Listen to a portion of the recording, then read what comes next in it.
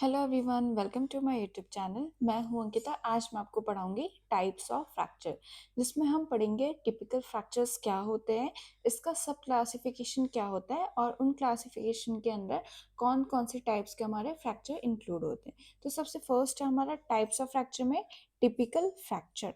तो मैंने आपको प्रीवियस वीडियो में बताया था कि जो हमारे टिपिकल फ्रैक्चर्स होते हैं वो फॉलो करते हैं हमारा जो फ्रैक्चर का लाइन पैटर्न होता है, एक पैटर्न को फॉलो करते हैं और ये हमारे डायरेक्ट और इनडायरेक्ट ट्रॉमास की वजह से ये फ्रैक्चर्स होते हैं।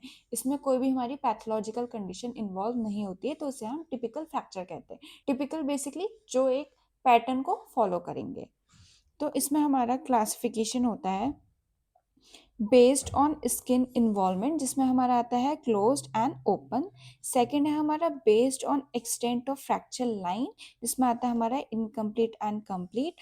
फिर है हमारा बेस्ड ऑन फ्रैक्चर पैटर्न, जिसमें आता है transverse, oblique, spiral, comminuted, segmental and linear. फिर है हमारा बेस्ड ऑन डिस्प्लेसमेंट, डिस्प्लेसमेंट के अकॉर्डिंग हमारा डिस्प्लेस्ड एंड अनडिस्प्लेस्ड।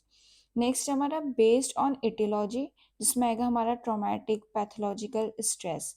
फिर है हमारा based on complexity of treatment, तो इसमें हमारा सिंपल एंड कॉम्प्लेक्स। फिर हमारा based on quantum of force, जिसमें आता है हमारा high velocity and low velocity. तो सबसे पहले हम पढ़ेंगे बेस्ड ऑन स्किन इन्वॉल्वमेंट।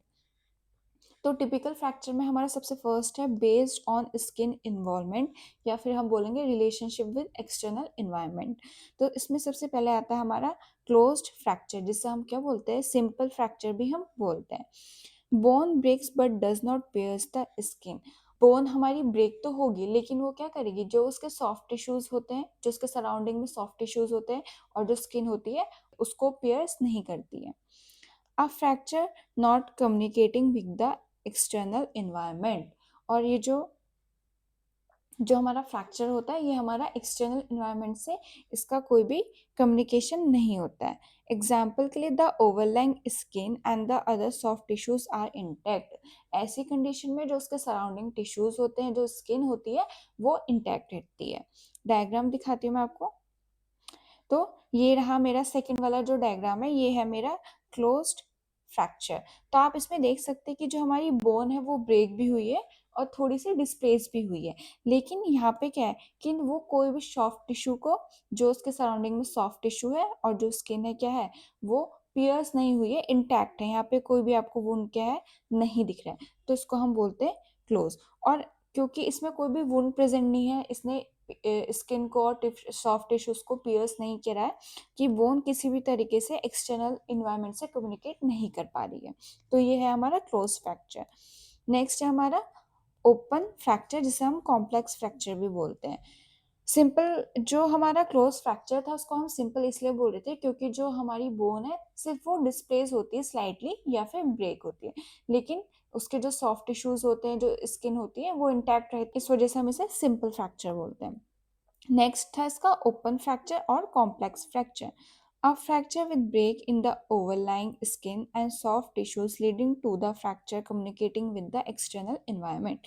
इसमें क्या होगा कि जो हमारी बोन होगी उसमें फ्रैक्चर, यानी कि उसमें ब्रेक तो आएगा, साथ ही साथ जो उसके सराउंडिंग सॉफ्ट टिश्यूज होंगे, जो ओवरलाइंग स्किन होगी, जो हमारी बोन फ्रैगमेंट्स होते हैं, वो क्या करते हैं, उसको पियर्स कर देते हैं। तो हमको क्या होगा, एक वुंड दिखता है ओपन फ्रैक्चर में। तो जब ओपन फ्रैक्चर होता है तो उस टाइम पे क्या होगा कि जो हमारे बोन फ्रैगमेंट होते हैं वो पियर्स करेंगे स्किन को और हमारे सॉफ्ट टिश्यूज को। तो उस टाइम पे क्या होता है, जो फ्रैक्चर होता है वो कम्युनिकेट कर पाता है जो हमारा एक्सटर्नल इन्वायरमेंट होता है। Exposure of an open fracture to the external environment make it prone to infection. तो जब भी हमारा ओपन फ्रैक्चर होता है, उसकी वजह से क्या होता है कि जो हमारी बोन होती है वो एक्सटर्नल इन्वायरमेंट से कम्युनिकेट कर पाती है, जिसकी वजह से वो ज़्यादा उसमें इन्फेक्शन होने के चांसेस बढ़ जाते हैं।